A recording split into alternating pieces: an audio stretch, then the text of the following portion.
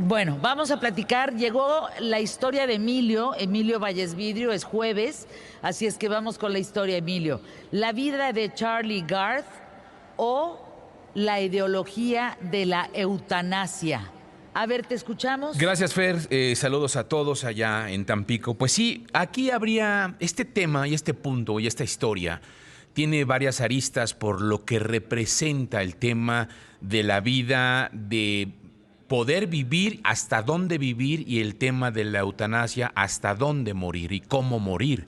Porque lo que se ha generado a través de este caso allá en Reino Unido y en toda Europa es precisamente esto, el hecho de el bebé de Chris Garth y de Connie Yates, que se llama Charlie Garth, que nació sano el 4 de agosto del 2016, pero solamente 2 meses después empezó a tener problemas de salud, se empezó a deteriorar y fue de una manera muy rápida. Entonces esto conlleva a que el bebé sea trasladado de manera inmediata a un hospital, al hospital infantil más antiguo de Inglaterra, en donde de primera instancia le diagnostican una neumonía por aspiración, pero de pronto ya los médicos empiezan a notar y a determinar que Charlie tenía un daño cerebral irreversible y que era incurable.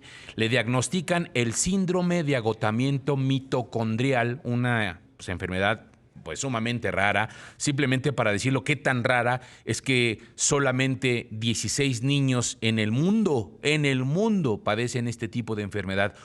17 ya con Charlie en ese momento, y este mal ocasiona una debilidad muscular progresiva y también, según lo que decían en ese momento los médicos, es que no se le daba ya prácticamente un año de vida a Charlie.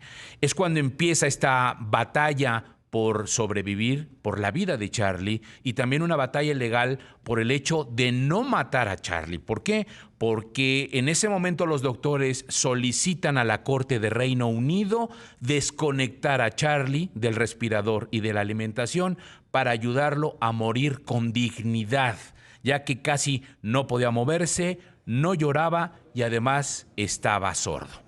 A pesar de esta sentencia, obviamente los papás pues no la aceptan y empiezan a trabajar y a solicitar que esto no se diera. No estaba, lo que decían los papás es que Charlie no estaba sufriendo, o no, en ese momento no sufría, y que se le debería dar una última oportunidad de vivir.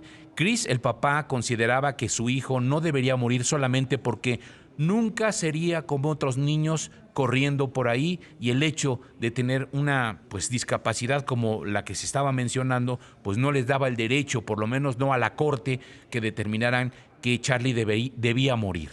Los papás de Charlie entonces comienzan una batalla legal, una campaña financiera para poder pagar un tratamiento experimental en Estados Unidos que según esto daría a su bebé un 10% de posibilidades de mejorar su salud. Los datos indicaban que podría vivir Charlie de acuerdo a las condiciones con este tratamiento. Entonces, precisamente la mamá de Charlie, Connie, mencionaba que el caso de Charlie era similar al de dos niños que tenían una enfermedad muy parecida a la de Charlie y que por este tratamiento estaban viviendo ya vidas normales desde hacía prácticamente un año. Y entonces, pues los papás de Charlie empiezan con el trabajo no solamente legal enfrentándose a la corte, sino también trabajando para recolectar más de 1.6 millones de dólares a través de un sitio de financiamiento colectivo. ¿Para qué? Pues para poder realizar este tratamiento experimental de 6 meses en los Estados Unidos. Aquí el punto se basaba en el hecho de que tenían que solicitar el traslado, que la corte autorizara el hecho de que sacaran a Charlie del hospital y que se lo pudieran llevar hacia los Estados Unidos. Incluso, sorpréndanse, incluso el presidente en ese momento era Donald Trump, y anunciaba que daba todo el apoyo para Charlie para que fuera llevado a su país. Y el Papa Francisco ofrece en ese momento el hospital infantil, propiedad del Vaticano, para poder llevarse a Charlie hasta allá. Sin embargo, los médicos negaban esta posibilidad a los papás de Charlie, argumentando que el tratamiento ni le iba a devolver una vida normal, ni tampoco iba a tener, ni tampoco se garantizaba que no iba a haber otro tipo de secuelas.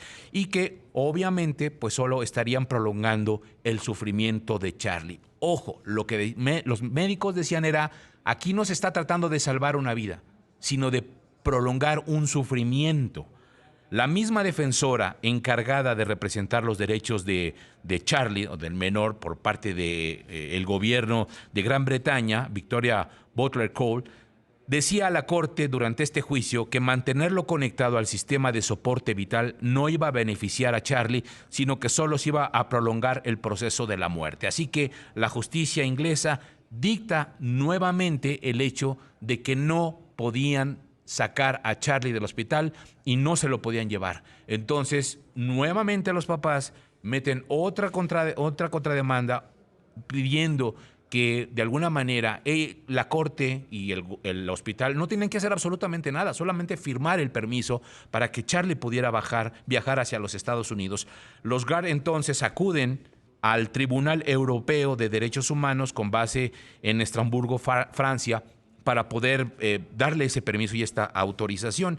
Y entonces, con todo esto que se discute en este proceso legal, justamente la Corte, el Tribunal Europeo de Derechos Humanos de la Unión Europea, determina entonces que no se le podía hacer nada, que no iba ni a sacar a Charlie, ni a moverlo, ni desconectarlo, ni nada, hasta el 19 de junio del 2017, para que se pudiera tomar una determinación justa en torno a lo que se tenía que hacer con este bebito de apenas 11 meses.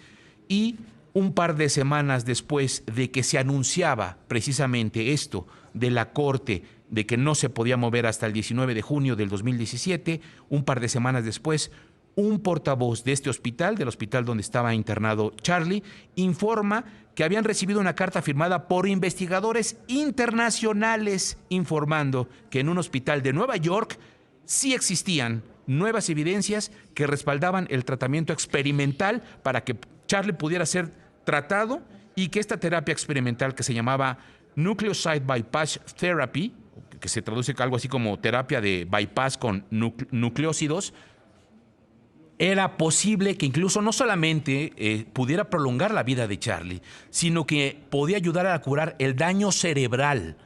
Sin embargo, había un problema.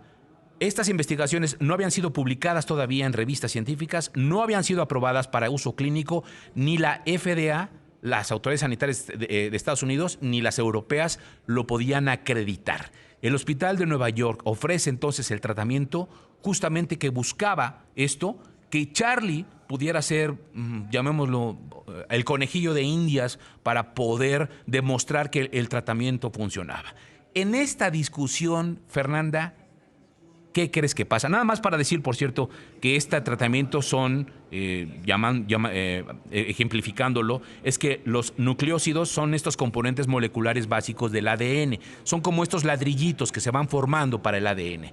En el caso de Charlie no los tenía. Entonces, el tratamiento radicaba en eso, en pues proporcionarle estos ladrillitos para que se conjuntara el ADN y pudiera salir adelante. ¿Qué crees que pasa en esta discusión? La carta del Hospital de Nueva York llega tarde, tras 5 meses de una batalla legal, y Charlie muere el 28 de julio del 2017, 7 días antes de cumplir un año. ¿Por qué? Pues por la batalla legal, por el hecho de que la Corte estaba prolongando efectivamente la autorización, porque el hospital no liberaba la carta y porque finalmente el caso del debate bioético se centra en esto, en el hecho de que el caso de Charlie fue compasión o fue injusticia, fue por cuestiones médicas o fue realmente por una cuestión ideológica. Y peor aún, ¿quién debería decidir si Charlie tendría que ser desconectado de las máquinas? ¿Debía prolongarse el dolor, el sufrimiento? ¿Y hasta qué extremo debía llevarse la máxima de que toda vida es sagrada? En esos términos legales en los que se estaban discutiendo, se le acabó el tiempo a Charlie. Y nada más para concluir, mi querida Fer, en este debate bioético entre que si debes de prestar a tu hijo para que sea pues un tratamiento experimental como conejillo de indias, si son los papás los que deben de determinar si se desconecta o no a su hijo, hasta dónde deben de luchar los papás o deben haber luchado, hasta dónde la corte sí realmente estaba protegiendo a Charlie, pero nada más para que nos quede, la próxima ocasión vamos a platicar del caso de un niño que sufría lo mismo que Charlie y hoy está vivo. Es el debate entre la bioética, ¿no? El deseo de la compasión, pero también la injusticia. Totalmente. Terrible caso, Emilio, terrible caso de verdad. Gracias por compartirlo aquí en ¿Qué tal, Fernanda?